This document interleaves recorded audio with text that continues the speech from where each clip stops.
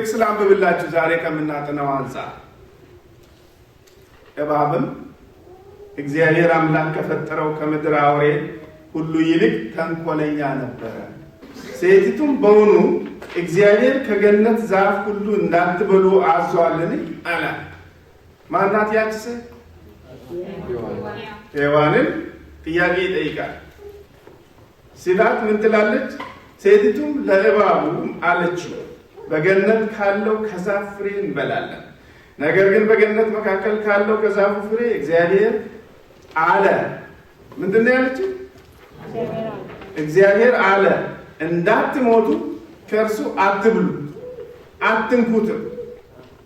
እግዚአብሔር ይህን ብሏል አለች። እባብም ለሴቲቱ አላት ሞትን አትሞቱ። ዘፍጥረት 3:1-4 አሁን ሁለት ይሄ ይሁን ይሄ አይሁን የሚሉትንና በመሃል ከሁለቱም የሚሰማን ሰው እናያለን። አትብሉ፣ እንዳትሞቱ፣ አትንኩ የሚል ማለት እግዚአብሔር ሲናገር ቃል ዳግም የሚለው እውነት ነው። ከብሩ ነው። አትንኩ፣ አትብሉ፣ ከነካችሁ ከበላችሁ ትሞታላችሁ። በሌላ በኩል ደግሞ ሰይጣን በእባብ በኩል መጥቶ ሞትን አትሞቱ። ሔዋን ማንን ሰማች? ሰይጣን በእባብ በኩል ያለውን ሰማች አይደል? ስለዚህ በላች እና አሁን እንሞታለን አንሞትም ሰዎች። እግዚአብሔር ምንድን ነበር? አትብሉ ከበላችሁ። ሰይጣን ደግሞ ግድ የለም ከበላሽ የማንኛውን ሰማች? የሰይጣንን አላችሁ። የማንኛው እውነት ሆነ? እስቲ እስከ ዛሬ ድረስ ክርስቲያኖች በሙሉ ከጥቂቶቹ በስተቀር ሰው አይሞትም ብለው ያስተምራል። የማን ትምህርት ነው? በዚህ ጊዜ ሰይጣን ያለው ትምህርት ነው። እግዚአብሔር አለ ነው። ብታምን ባታምን አይለወጥም። ስለዚህ ይኸው እንሞታለን። ለማንኛውም አሁን ሔዋን የገጠማት የሚናገር እባብ። እናንተ ብትሆኑ እባብ አንድ ቦታ ብርሃኑ እንደምን አደርግ እያለ ጥያቄ እየጠየቀ ቢያወራ ቆመ ከሱ ጋር ታወራለህ ወይስ ምን ታደርጋለህ? ብርሃኑ መልስ መመለስ አይችልም። ሌሎቻችሁስ ማናችሁ? እባብ እናንተን እንደምን አደርግ ወይም እንደምን ዋልሽ እንዲህ ነው ወይ እያለ ቢያወራ ቆማችሁ ምላሽ እየሰጣችሁ ታወራላችሁ ወይስ ምን ታደርጋላችሁ? እኔም እንደ መስፍን እሸሽ ነበር። እግዚአብሔር ሲናገር እንደሚል ታውቃላችሁ፣ ከክፉ ሽሽ። እግዚአብሔር አንድ ነገር ብሏችሁ ሲያበቃ ተቃራኒ የሆነ ነገር የሚያወራን ቆሞ መስማት ለአደጋ ራስን ማጋለጥ ማለት ነው። ስለዚህ ሔዋን አልሸሸችም። ለምን እንደሆነ ታውቃላችሁ? ሔዋንን ከኛ የሚለይ ነገር አለ። ፍርሃት የሚባል ነገር አታውቅም። ኃጢአት አታውቅም። ጉዳት አታውቅም። ሞት አታውቅም። ስለዚህ ያላዩት ሀገር አይናፍቅም ነው። እሱ ምንም አልመሰላትም። ግን እሱ በፕላን ነው የመጣው፣ በእቅድ ነው የመጣው። የራእይ መጽሐፍ ምዕራፍ 12 ቁጥር 9 እናንብብ። ዓለሙንም ሁሉ የሚያስተው ዲያብሎስና ሰይጣን የሚባለው ታላቁ ዘንዶ እርሱም የቀደመው እባብ ተጣለ፣ ወደ ምድርም ተጣለ፣ መላእክቱም ከእርሱ ጋር ተጣሉ ይላል። እናንተ ሀገር ሰላም ብላችሁ ትውላላችሁ ታድራላችሁ። ዓለምን በሙሉ የሚያስት በዚህ ሙያ የተካነ ተጥሏል ይላል። ማነው ስሙ? ዲያብሎስ፣ ሰይጣን፣ ታላቁ ዘንዶ፣ የቀደመው እባብ። ሔዋን ጋር ይነጋገር የነበረው እባብ፣ እሷ እባብ መስሏታል፣ ግን ሰይጣን ነበር፣ ዲያብሎስ ነበር የተጣለ። ከየት ነው የተጣለው? ሉቃስ 10:18 ላይ እንዲህ አላቸው ጌታ ኢየሱስ ክርስቶስ፣ ሰይጣንን እንደ መብረቅ ከሰማይ ሲወድቅ አየሁ። ከሰማይ ነው የመጣው። ከሰማይ ሰማይን ያደርግ ነበር። እንዲህ አይነቱ ፍጡር እንዴት ሰማይ ይኖራል? ሉሲፌር በመባል የሚታወቀው ሰይጣን እጅግ ውብ ኃይለኛ መልአክ ነበር። የመልአክ አለቃ ነበር። እኛ ዛሬ እንደምናውቀው አይነት ዲያብሎስ የሚባል ሰይጣን የሚባል አሳች የሚባል ዘንዶ የሚባል አልነበረም። ማን ይባል ነበር? የሚጋርድ ክሩብ ይባል ነበር። ወደ እግዚአብሔር ዙፋን የተጠጋ፣ ወደ እግዚአብሔር ክብር፣ ወደ እግዚአብሔር ግርማ በጣም የተጠጋ መልአክ ነበረ። እንዴት አይነት ማዕረግ ነው! እንዲህ አይነት የከበረ ነገር ነበረ፣ የከበረ ፍጡር ነበረ። ታዲያ ምን ሆነ? ሕዝቅኤል ላይ ነው የማነበውና ጥቅሱን በኋላ እሰጣቸዋለሁ። የሰው ልጅ ሆይ በጢሮስ ንጉሥ ላይ ሙሾ አሙሽተህ እንዲህ በለው፣ ጥበብን የተሞላ ውበትህም የተፈጸመ መደምደሚያ አንተ ነህ። በእግዚአብሔር ገነት በኤድን ነበር። የከበሩ እንቁስ ሁሉ እንቁ ዋጋው ምን አይነት ነው? ታመን የለው የከበረ እንቁ፣ ሰርዲዮን፣ ቶጳዚዮን፣ አልማዝ፣ ብረሌ፣ መረግድ፣ ኢያስጲድ፣ ሰምፐር፣ በዱር የሚያብረቀርቅ እንቁ ወርቅ ልብስህ ነበረ። ይሄንን ነበር የሚለብሰው። ምክንያቱም ከእግዚአብሔር ቀጥሎ ማለት ነው። እንደ ራሴ የሚባል ነገር ታውቁ ነበር ድሮ በኃይለ ሥላሴ ጊዜ። እንደ ራሴ ባለባት ካለ ከባለባቱ ቀጥሎ ማለት ነው። ስለዚህ ከእግዚአብሔር ቀጥሎ ያለ እንደ ራሴ ነበረ። ይሄ ሁሉ ልብሱ ነበር። እናንተ ውድ ነው ዋጋው አይተመንም የምትሉት አንዱን ብቻ አይደለም። እነዚህ የቆጠርኳቸውን እንደው ሰምታችሁ የሚታወቁ ስንት ናቸው? ብዙዎቹ። እነዚህ በሙሉ ምንህ ነበር አለ?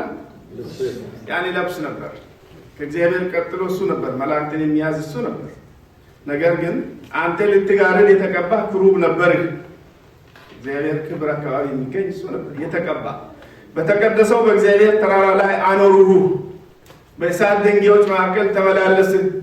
ከተፈጠረህበት ቀን ጀምረህ በደል እስኪገኝብህ ድረስ በመንገድ ፍጹም ነበር። ምን እስኪገኝብህ? እንዴት በዚህ አይነት ፍጡር ውስጥ ኃጢአት ባልነበረበት በእግዚአብሔር መንግስት ውስጥ ስኖር ኃጢአት ወይም በደል በውስጡ እንዴት ተገኘ? እንዴት ጀመረ? በምን ምክንያት መጣ? እኛን ኃጢአት እንድንሰራ የሚጋብዙ ነገሮች አሉ። በኃጢአት የተበከለ ዓለም ውስጥ ነው የምንኖረው። ይሄ ግን ኃጢአትና ኃጢአተኞች በሌሉበት ጭራሽ ከሌሎች ሁሉ የተሻለ ወደ እግዚአብሔር የተጠጋ ፍጡር ሆኖ ሳለ የተለየ ነገር የለበሰ ያጌጠ ያማረ ፍጡር አእምሮ ውስጥ እንዴት ኃጢአት ገባ? መጽሐፍ ቅዱስ እንደሚል ታውቃላችሁ። ይሄን አይደል? የኃጢአት ምስጢር ይለዋል። ማንም በዚህ ምክንያት ነው ሊል አይችልም። የጀመረውን በእሱ አእምሮ ውስጥ ነው።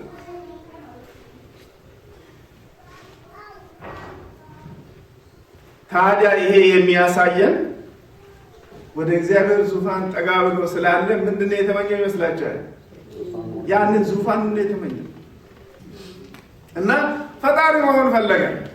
በእግዚአብሔር ዙፋን ተቀምጬ የተሻለ አስተዳደር አመጣለሁ አለ። እግዚአብሔር እንደ ሰው አይደለም። ወዲያው ሳያጠፋ የቀረበት ምክንያት እሱ ወዲያው ጭጭ ቢያደርግ ሁሉ ያውቀዋል። ኦሎፈሳደን ይሄ ያን የለበሰ ያን ሁሉ ነገር የለበሰ ፍጡር ሲጠፋ ሌላው ምንድነው የሚሰማው? የት ሄደ? ምን ሆነ? እግዚአብሔርን ያከብራል ይወዳል እንጂ አይፈራው ማለት ይፈራዋል። እግዚአብሔርን እኛንም እንደሱ ያደርጋል ብሎ ነው የሚያለው። ደግሞ ለምን እንዳጠፋው ማለት ነው። እንዲህ አይነት ንጹህ ፍጡር ኦሎፈሳደን ሲጠፋ እግዚአብሔር እንደው አጥፍቶ ነው ያጠፋው አይደለም የሚለው ያ። ስለዚህ አመጣለሁ ከእግዚአብሔር የተሻለ አስተዳደር ያለውን አስተዳደር ምን እንደሚመስል እንዲያዩ ለመላው ዩኒቨርስ እንድታይ እንዲያፈራ እግዚአብሔር እድል ሰጠው። ለማንኛውም እንደዚህ በተመኘ ጊዜ ያለውን አስቡ። ሰይጣን ልብ ውስጥ የነበረውን ኢሳይያስ ምዕራፍ 14:12-14 አንተ የንጋት ኮከብ የንጋት ልጅ አጥቢያ ኮከብ ሆይ እንዴት ከሰማይ ወደቅ?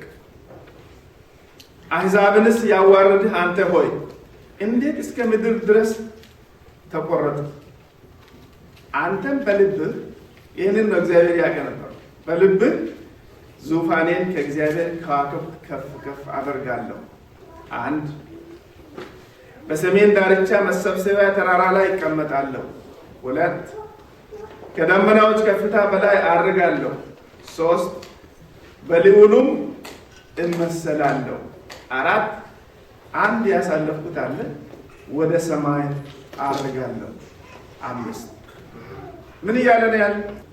ምንድነው? በእነዚህ 5ቱ አረፍተ ነገሮች ውስጥ የሚታዩት ጎልቶ የሚታይ ራስ ነው።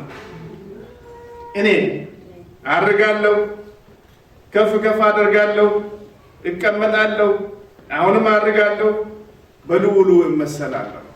5 ጊዜ ራሱን ነው ከፍ እያደረገ ያለው።